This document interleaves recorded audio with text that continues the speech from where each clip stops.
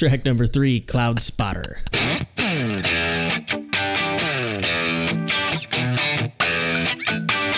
Now here's our jam, Ben. I think this is a ringer in the J-Man type of tune. Great start with a crunchy guitar riff. It just feels kind of like a little bit of the Foo Fighters kind of the old school, where it's just mixed right. But I tell you what, this is kind of a nice little pick you up from Shame Shame.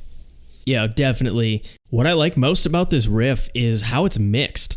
It's completely on the left channel, so you only hear it in your left ear, and then this wood block comes in on your right ear, just like tick, tick, tick, tick, tick.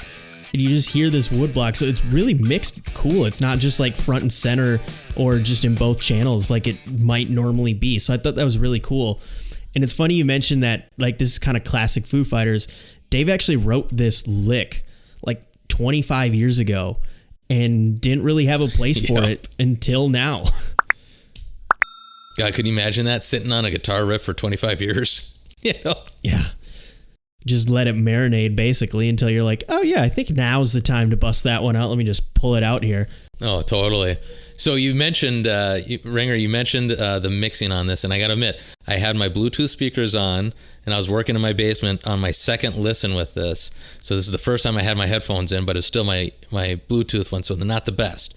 Yeah. I was working at my bench shop, and then at 44 seconds, this response to Cloudspotter, where they go, Cloudspotter, like in the back, scared the shit out of me. I picked up my hammer and I turned around and there was nobody there, and I'm like, holy shit, what was that? And so then I heard it again. I'm like, oh fuck, it's in the song.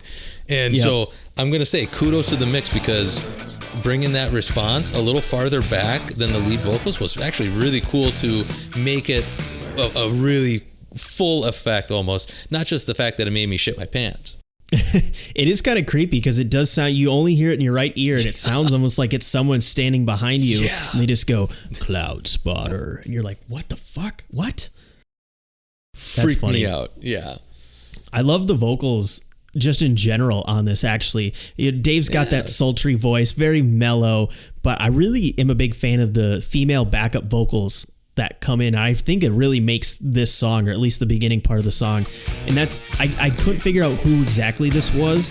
It's either Samantha Sidley, Barbara Gruska, or Laura Mace. They were all credited on the album, but I couldn't find specifically for which songs. That may be available if you actually purchase like the actual vinyl or something. But from what I could tell, it's one of those three. But whoever it is, their voices tango with each other and just kind of create this really unholy alliance with the female vocals pan to the left, or pan to the right, excuse me, and just create this cool sound that just really drew me in right away after that nice riff. No, good point out there, because I really like those backing vocals a lot. It's great call out there. One thing area that I like is this chorus part, like right about like 107 or so, when it kicks in. You get this driving, it's a punchy chorus. It kind of reminds me of old school rock and roll almost. And this is where I really felt McCartney 3 and McCartney's song off of that, Lavatory Lil. It's kind of that great driving jam. It's lyrically playful.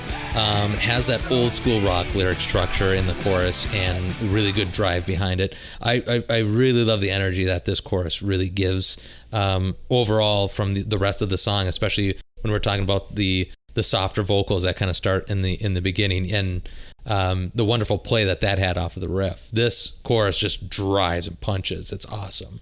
It sure does. I love the way it kicks off that line. Swing, swing, swing, swing, Guillotine Queen. Yeah, it's so kick-ass. And the guitar riff to me actually sounds like a Velvet Revolver / kind of riff. Yeah. Something that you would hear there. And this kind of actually cool line, like based off that Guillotine Queen line, I was like, what is this song about? I'm curious. And I actually found a quote from Dave in OK Magazine. He said, it's basically an anthem for the pessimist.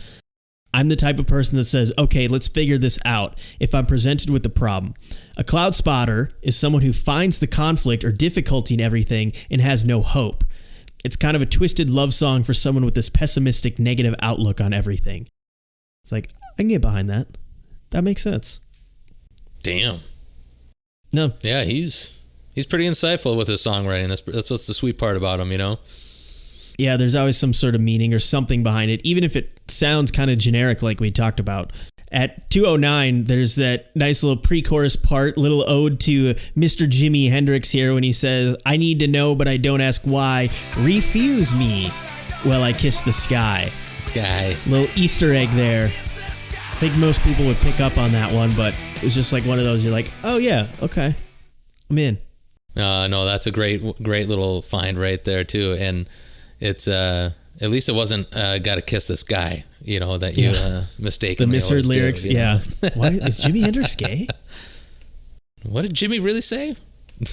Why does he want to kiss One of the this guy? great parts that I like that comes in this is about 2:46, where it's just this really powered grind, and I just wanted more of that, especially closer to the end of the album, where it just feels like it's a great closer. I could see this either starting it or ending their encore, basically, because this song I think really has a great drive to it. Yeah, I love this part. The heavy riff. You hear the swell of that synth coming in back there. Yeah. I'm ready at this point. Like this sound, I'm thinking it's some space trucking. Just with the way that lyric or that riff is hitting. Yeah, I thought this was a great way to end this song, and I think would be a great way to end a live show even. All right, Ringer, you got any last thoughts about this song? Yeah, I think this song, I liked it, had lots of energy, great chorus, some cool sounds. I would definitely say, in my opinion, it's the best song on the album so far. That's where I'm at on this one. Or my favorite, I should say. Your favorite, Still yeah, definitely. I too. think this one definitely has a lot of great drive that the first two songs didn't have, and I really love the rock feel with it. So I definitely would agree with you that this one definitely has the punch to it, the best punch to it out of the first three songs so far. Yeah,